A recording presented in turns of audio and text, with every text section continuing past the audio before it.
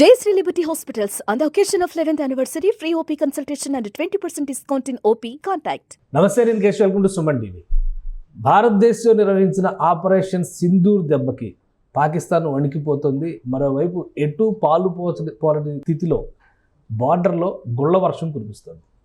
సరిహద్దుల్లో డైరెక్ట్గా పాక్ ఆర్మీ గత సాయంత్రం నుంచి విస్తృతంగా తుపాకీల ఫైరింగ్ చేస్తుంది. అలానే మోర్టార్లతో దాడులకు పాల్పడుతుంది. దీన్ని భారత సైన్యం గట్టిగా తిప్పికొడుతుంది. కానీ సాంఘికమైనటువంటి ప్రదేశం, ముఖ్యంగా గ్రామీణ ప్రాంతాలపైన టార్గెట్ చేసినట్టుగా సమాచారం వస్తుంది. దాదాపుగా 13 మంది వరకు చనిపోయారనేటువంటిది ఈ సమాచారం తాలూకు సారాంశం. అసలు విశ్లేషిద్దాం ఏం జరుగుతుంది. ముఖ్యంగా అంతర్జాతీయ సరిహద్దు, కాశ్మీర్లో ఉన్నటువంటి అంతర్జాతీయ సరిహద్దు, మరోవైపు ఎల్ఓసి, ఈ రెండు చోట్ల ఫైరింగ్ పెద్ద ఎత్తున జరుగుతున్నట్టుగా సమాచారం.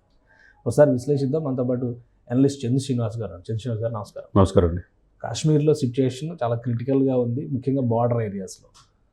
నిన్న ఈ ఫైరింగ్ ఎప్పుడైతే మిసైల్ అటాక్ అనేది జరిగిందో అక్కడ నుంచి మొదలుపెట్టి కొంచెం అడపాదడపా జరిగినటువంటి ఫైరింగ్ సాయంత్రానికి పీక్ స్టేజ్కి వెళ్ళింది అనేది సమాచారం. ఇప్పుడు ఎలా ఉంది అసలు అక్కడ ఉన్నటువంటి ఈ ఫైరింగ్ విషయంలో జరిగినటువంటి ఇన్సిడెంట్స్ ఏంటి?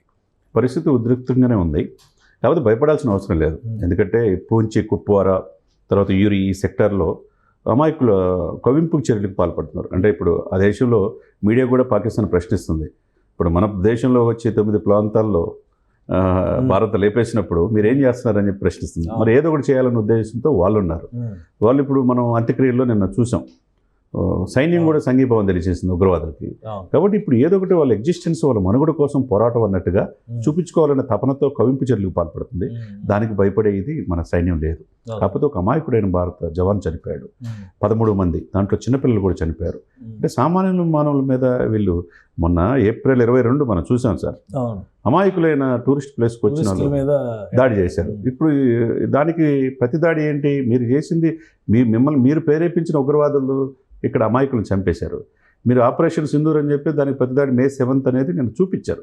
ఇంకా చూపించితే మీరు తెలుసుకొని తప్పును సరిదిద్దుకోవాల్సింది పోయి ఇంకా రెచ్చగొట్టేదిగా ఇలా అమాయకుల మీద దాడులు చేయడం అనేది అది మంచి పద్ధతి కాదు.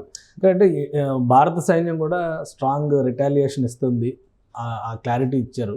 అటువైపు నష్టాల గురించి సమాచారం రావట్లేదు. ఇక్కడ ఏకంగా ప్రాణ నష్టం జరుగుతుంది. వాళ్ళు చేస్తున్నటువంటి ఫైరింగ్కి మన వాళ్ళు తీసుకున్నటువంటి డిఫెన్స్ మెకానిజంకి ఏంటి డిఫరెన్స్? ఒకటే సార్, మనం మొదటగా కవ్వింపు చర్యలు ఎప్పుడు పాల్పడలే. పాకిస్తాన్ వచ్చి మన భూభాగంలో మన ప్రాంతాల పహల్గాం దాడి చేసేది తప్పితే దానికి సింధు నది జలాలు ఒప్పందం రద్దు చేసుకోవటం కావచ్చు, ద్వైపాక్షిక సంబంధాల విషయంలో కావచ్చు, ఈ రోజున పాకిస్తాన్లో కనీసం బ్యాంకులో కానీ ఏటీఎంలో కూడా డబ్బులు లేని పరిస్థితిలో, షేర్ మార్కెట్ కూడా దారుణమైన పతనం పొందే పరిస్థితిలో ఉందంటే ఆకలి. ఇప్పుడు సోమాలియా లాంటి దేశాల్లో మనం ఆకలి చావులు అంటారు. సేమ్ పాకిస్తాన్కి ఇలానే కంటిన్యూ చేసుకుంటే వాళ్ళకి అదే పరిస్థితి వస్తుంది. వాళ్ళు స్వయంకృతాపరాధమే. ఇప్పుడు మనం ఏంటి, ఎప్పుడు కూడా శాంతి కామక దేశం అని చెప్పి ఉంటాం.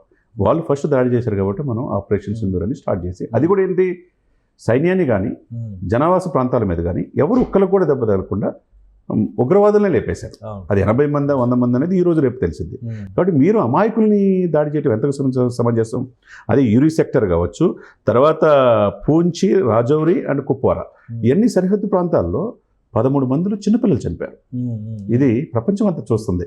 వాళ్ళు ఏదో చేసి సాధించారని అనుకుంటున్నారు, కానీ ఇది చేయడం వల్ల దానికి ప్రతిస్పందన అనేది భారత్ చూపిస్తుంది. అది ఎలా ఉండొచ్చు? ఇప్పుడు అందరూ కూడా సింధూర్ సక్సెస్ అయిన తర్వాత ఒక దెబ్బకు భయపడుతుంది పాకిస్తాన్ అనుకున్నారు, కానీ సరిహద్దుల్లో మాత్రం అదే గుళ్ళ వర్షం కురుస్తున్నటువంటి పరిస్థితి ఉంది. సో ఆపరేషన్ సింధూర్ పార్ట్ 2 ఏమైనా ఉంటుందా? అది కోరుకుంటున్నారు కూడా ప్రజలు చాలా క్లారిటీగా ఉన్నారు. నిన్న కూడా ఆపరేషన్ అభ్యాసం అని చెప్పేసి మాక్ డ్రిల్లో కూడా పాల్గొన్నారు. ఎక్కడ సమస్యాత్మక ప్రాంతాలు ఎలా ఉండాలో కూడా ప్రజలకు అవేర్నెస్ సైన్యం తెలియజేసింది. కాబట్టి సైన్యం విషయంలో ప్రజలకు ఎటువంటి టోకా లేదు. అది ప్రతిపక్షాలు కాదు, అధికార పక్షం కావచ్చు, చాలా క్లారిటీగా వాళ్ళు ఎప్పుడు ఏ నిర్ణయం తీసుకోవాలో వాళ్ళకి తెలుసు అనేది ప్రజలకు తెలుసుకున్నారు. కాబట్టి సరిహద్దు ప్రాంతాల్లో మనం చూసుకుంటే గుజరాత్ కావచ్చు, పంజాబ్ కావచ్చు, కాశ్మీర్ కావచ్చు, ఈ పూంచ్ సెక్టార్లు ఏదైతే సరిహద్దు ఉన్నాయో, పిఓకే ఆక్రమిత కాశ్మీర్ కావచ్చు, ఎప్పుడైతే ఈ పిఓకే ఆక్రమిత కాశ్మీర్ కూడా ఎప్పుడైతే మీరు నిన్న కూడా చేసినారు, దాన్ని డెఫినెట్గా మనం this is the right time. అది కూడా స్వాధీనం చేసుకోగలిగితే కనుక మనకి ఇక తిరుగుండదు ఆ భూభాగం మీద.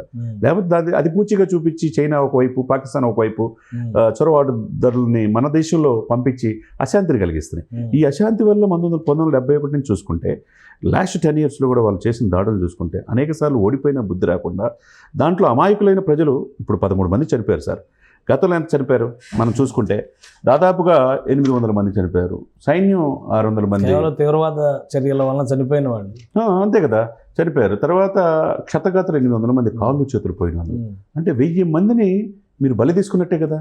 1000 మందిని భారతీయ పౌరులను బలి తీసుకునే హక్కు మీకు ఎక్కడ ఉంటుంది? ఇంకా ప్రాణ నష్టం జరగకుండా ఇమ్మీడియట్గా అంటే వాళ్ళు ఏదో చేసినట్టుగా నిన్న పవన్ కళ్యాణ్ గారు చెప్పినట్టు చంప చూపించి గాంధీ సిద్ధాంతం సహనం కాదు, అది నశించింది, మీరు మూల్యం చెల్లించాల్సిందే అని. ఇప్పుడు ఆ దిశగా అది సింధూర్ 1, సింధూర్ 2 కోరుకుంటున్నారు ప్రజలు కూడా.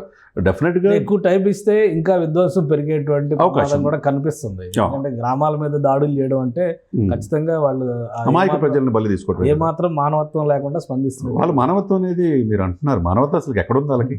మానవత్వం లేకపోబట్టి ఇట్లాంటి వికృత చేష్టలు ప్రపంచవ్యాప్తంగా ఏదో మేము ఏదో ఇది ఆత్మాహుతి దాడులు చేస్తాం, మేము ఏదైనా మా దగ్గర గన్ ఉంది, ఈ కల్చర్ మా దగ్గర ఉంది, ఆయుధాలు ఉన్నాయి, అణువాయుధాలు ఉన్నాయి, మేము చెప్పింది వినాలని అనుకుంటే అది తప్పది. ఎప్పుడు ఒకే రకంగా ఉండదు కదా సార్. ఏదైనా కానీ అమాయకమైన ప్రజలు, సామాన్య ప్రజల జోలికి వస్తే వాళ్ళ పతనం రోజు రోజు కొని తెచ్చుకోవటమే. ఇది ఆపరేషన్ 2 ఈ రోజు స్టార్ట్ అయిద్దా, ఈ రోజు అర్ధరాత్రి స్టార్ట్ అయిద్దా, సింధూర్ 2 అవుతుంది, సింధూర్ 2 ఇంకేమన్నా పేరు పెడతాం ఏమో అది చూడాలి. సింధూర్ 1 దెబ్బకే వాళ్ళకి అసలుకి ఊహకి అందకుండా వాళ్ళకి దెబ్బ కొట్టారు. ఇప్పుడు సింధూర్ 2 అనేది ప్రజలు కోరుకుంటున్నారు. డెఫినెట్గా సామాన్య మానవ జోలికి వస్తే సైన్యం తగిన మూల్యం పాకిస్తాన్కి తప్పదు. రైట్. థ్యాంక్ యూ శ్రీనివాస్ గారు. ఇది పాకిస్తాన్ చేస్తున్నటువంటి వికృతి చేష్టలు ప్రధానంగా బార్డర్లో జరుగుతున్నటువంటి గుళ్ళ వర్షానికి సరైన సమాధానం చెప్పడానికి భారత ప్రభుత్వం కూడా వేచి చూస్తోంది. ఆపరేషన్ సింధూర్ సక్సెస్ అయిన తర్వాత పాకిస్తాన్ పేట్రేగిపోవడం పైన సైన్యం కూడా ధీటైనటువంటి జవాబు ఇస్తుంది. అయితే సరిహద్దుల్లో ఉన్నటువంటి గ్రామీణ ప్రాంతాలను టార్గెట్ చేయడం పైనే దేశీయంగా ఆందోళన ఎక్కువగా రేకెత్తుతోంది. ఇక ఆపరేషన్ సింధూర్ 2 ఉండే అవకాశాలు చాలా స్పష్టంగా కనిపిస్తున్నాయి పాకిస్తాన్ వైఖరి మార్చుకోకపోతే అని చంద్ర శ్రీనివాస్ గారు విశ్లేషిస్తున్నారు. ఇది special discussion. Keep watching. Suman టీవీలో మీ పర్సనల్ అండ్ బిజినెస్ ప్రమోషన్స్ కోసం కింది నెంబర్కి కాంటాక్ట్ చేయండి.